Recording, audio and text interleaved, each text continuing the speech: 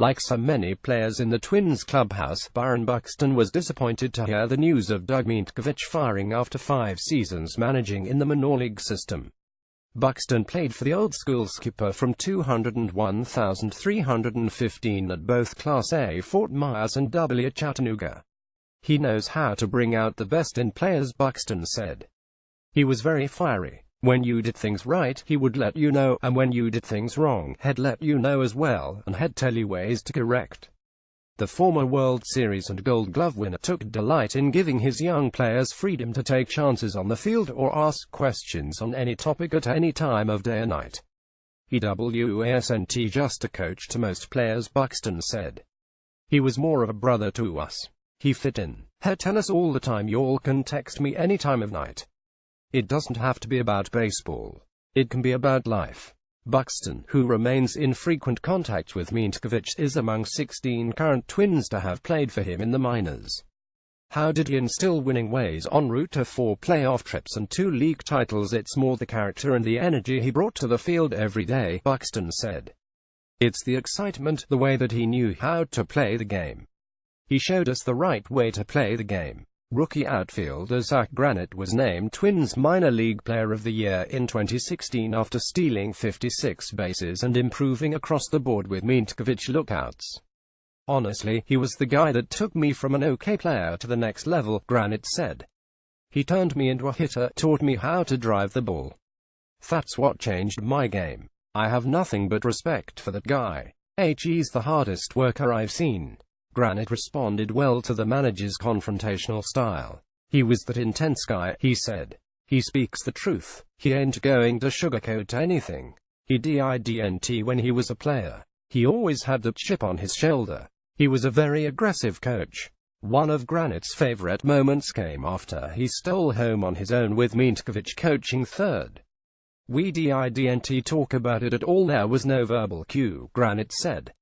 "I just saw it and I went for it and I was safe. He was like, I knew you were going to do that. I saw it in your eye when you looked at me. He turned me loose, and I had my best year under him. I'm going to miss him." Still no Sano. Miguel Sano is tentatively scheduled to travel to New York City for a day next week while the Twins are in town, but it's for a personal matter, manager Paul Molitor said. "The intent is to keep him back here to keep working," Molitor said. On day 28 of his injury absence, Sano tested his left shin with 35 swings off a tee indoors.